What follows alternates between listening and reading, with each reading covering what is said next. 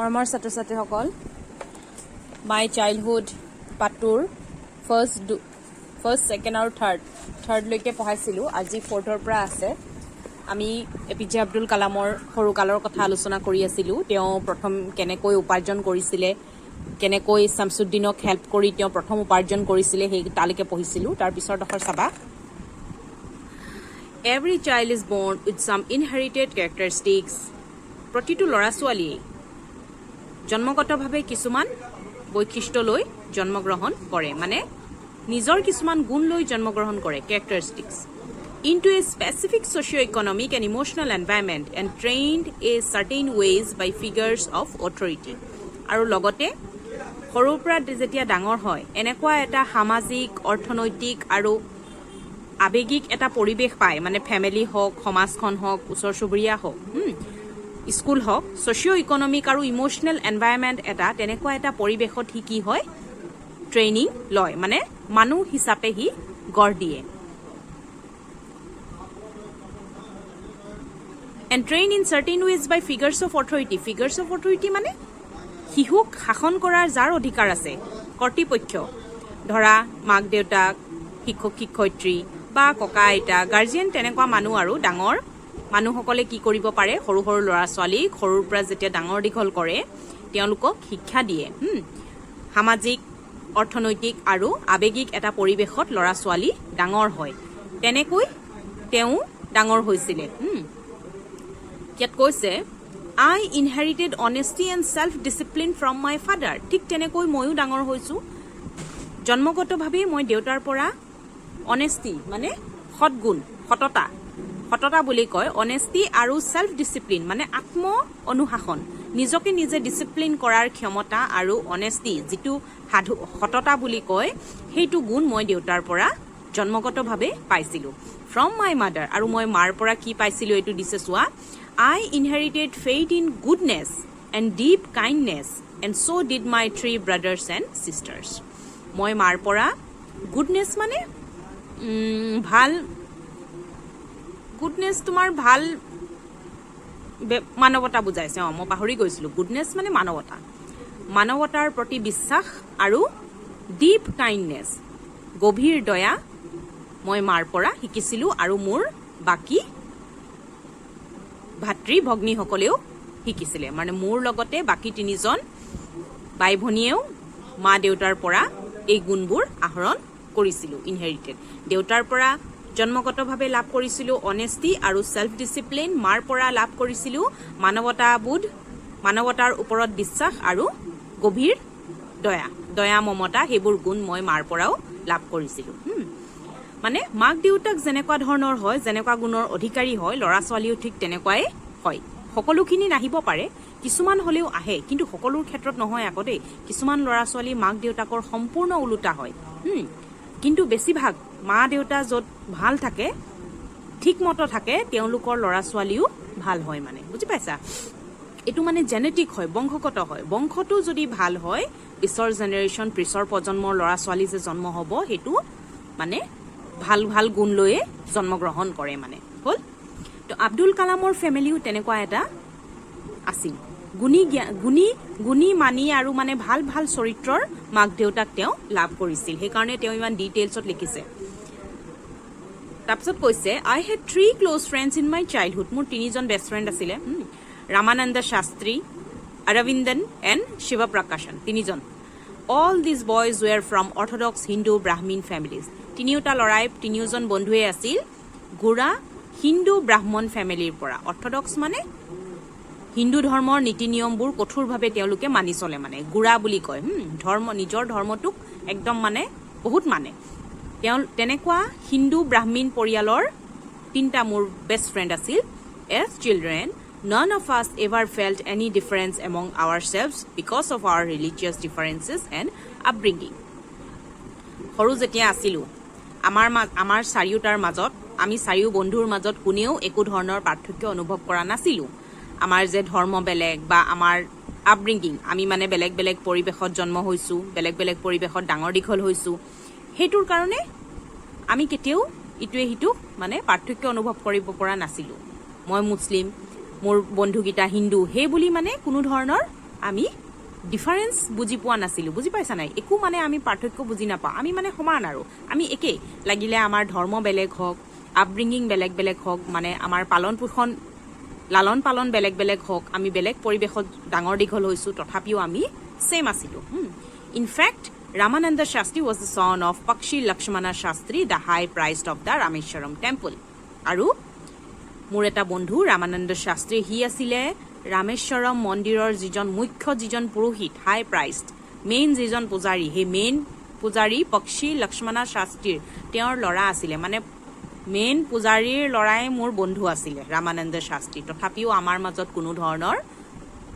ভেদাভেদ নাছিল বুজি পাইছা নাই সেইটো কৈছে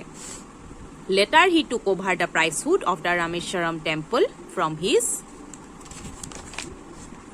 father. পিছত হি মানে দেউতাকৰ বংশগতভাৱে পুৰোহিত হয় নহয় দেউতাকৰ পিছত ল'ৰা পুৰোহিত হয় পিছত হি সেই যিটো পৌৰোহিত্য বুলি কয় প্ৰাইষ্টহুড পূজা কৰাৰ যিটো অধিকাৰ সেইটো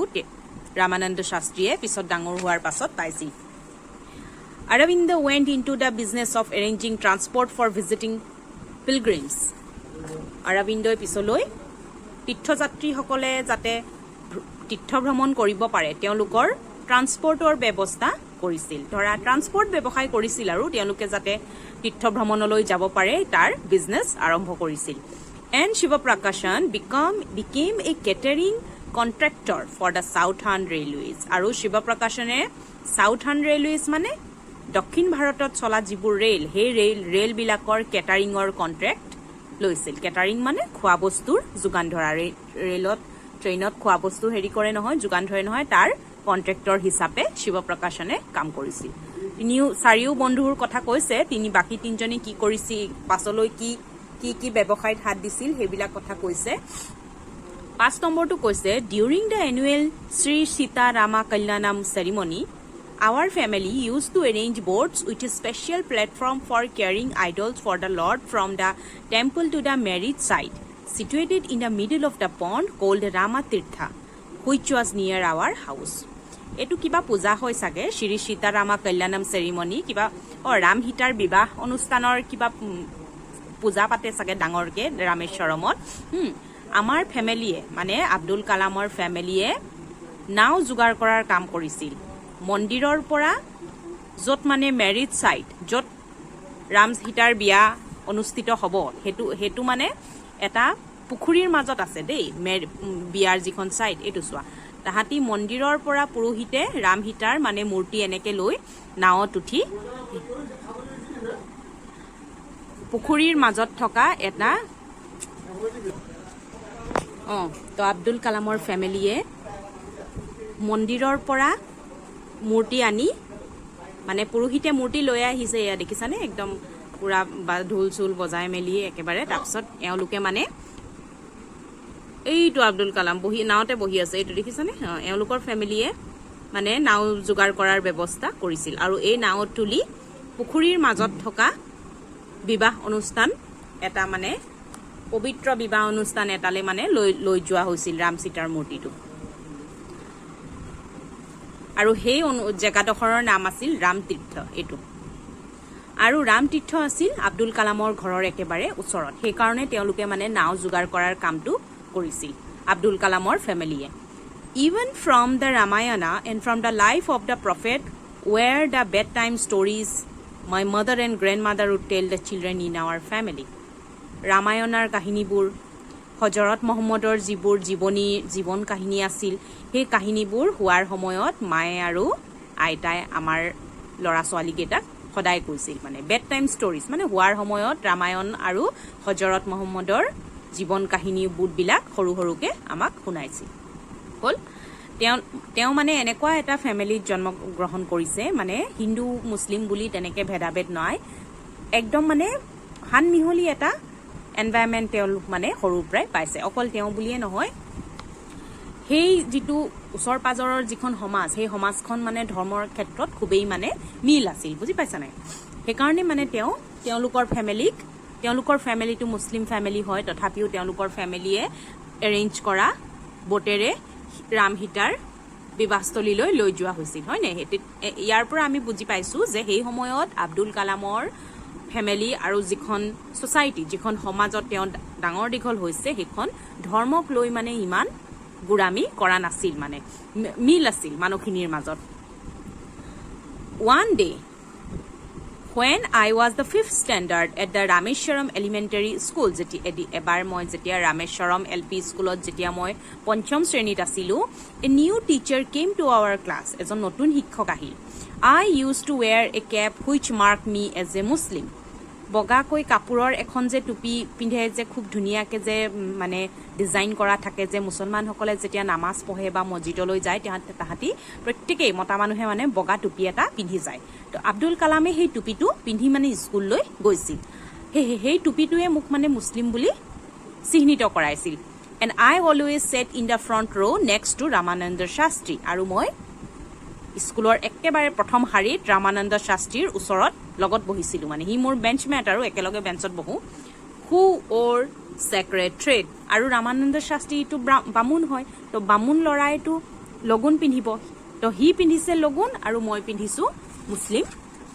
যেটো বগা টুপি এটো দেখিছানে ফটোটো চাবা দে এটো ৰামানন্দ শাস্ত্ৰী স্লেট লৈ তলত বহিছে এ আব্দুল কালাম টুপি পিন্ধিছে মানে দেখা গৈছে এজন ব্ৰাহ্মণ বুলি আৰু এজন মুছলমান বুলি ঠিক আছে প্ৰথম মানে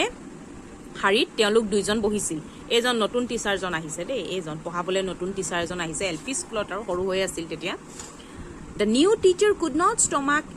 a Hindu prized son sitting with a Muslim boy নতুন যে টিচাৰজন আহিল সেই নতুন টিচাৰজনে হিন্দু বামুণৰ লৰা এটাক মুছলিম লৰা এটাৰ লগত বহি থকাটো একেবাৰে হজম কৰিব নোৱাৰিলে কুড নট ষ্টমাক মানে কুড নট টলাৰেট মানে হজম কৰিব পৰা নাই আৰু তেওঁ মানে হেতু সহ্য নহল আৰু কেলে বহিব আৰু বামুণৰ লৰাটোৰ লগত মুছলিম লৰাটো কেলে বহিব in accordance with her social ranking as the new teacher show it I was asked to go and sit on the back bench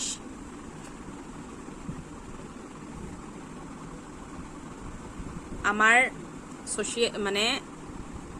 যেটো আমি মানুহখিনি মানে এনেকে বহিছে মানে ব্ৰাহ্মণ মানুহখিনি বামুণ ছাত্ৰবিলাক আগৰ ফালে বহিছে আৰু বেলেগ ধৰ্মৰ বেলেগ কাষ্টৰ ছাত্ৰবিলাক মানে পিছৰ ফালে বহিছে তো তেওঁ কি কৰিলে হেতু ৰেংক মতে মিলাই টিচাৰজনে মোক পিছফালে লাষ্টৰ বেঞ্চত গৈ বহিবলৈ ক'লে I was asked to go and sit on the back bench মানে পিছৰ ফালৰ বেঞ্চ বিলাকত বেলেগ ধৰ্ম আৰু আগফালৰ বেঞ্চ বিলাকত ব্ৰাহ্মণ হিন্দু ব্ৰাহ্মণ তেওঁলোক বহে মানে তেনেকে মানে আমাক বহুৱাই দিলে I felt very sad and so did Ramananda Shastri Ramananda আৰু মই মানে খুবেই দুখিত হলো খুবেই বেয়া লাগিল আমাৰ দুইটাৰে He looked utterly downcast as I shifted to my seat in the last row যেতিয়া মই শেষৰ হাৰিত গৈ বহিলো তাৰ মুখখন মানে বৰ বেছি মানে দুখিত যেন দেখা গৈছিল ডাউনকাষ্ট মানে sad or depressed তাৰ মুখখন মানে বৰ বেয়া লাগিছিল মানে চাবলৈ মানে The image of him weeping হি কান্দিবলৈ লৈছিল আৰু সেই ছবিটো when I shifted to the last row left a lasting impression on me মই যেতিয়া শেষৰ হাৰিলৈ উঠি গলো তেতিয়া হি কান্দিবলৈ ললে আৰু সেই কান্দাৰ যেটো দৃশ্য সেই দৃশ্যটো মোৰ মনত এটা মানে মচিব নোৱাৰা এটা ছাপ বহুৱালে এ লাষ্টিং ইমপ্ৰেছন অন মি মানে কোনো দিনো মই হেতু পাহৰিব নোৱাৰিম এটা মচিব নোৱাৰা এটা ইমপ্ৰেছন মোৰ ওপৰত বহুৱালে মানে এটা ছাপ বহি বুজি পাইছে আৰু কেনেকুৱা এটা ইমপ্ৰেছন হৈছে মই যেতিয়া মই লাষ্ট পাই মই পিছৰ বেঞ্চলৈ উঠি গৈছো মুতকৈ বেছি দুখী অনুভৱ কৰিছে ৰামানন্দ শাস্ত্ৰীয়ে হল ইয়ালৈকে থাকক হাতৰ পৰা মই বেলেগ দিনা কৰাই দিম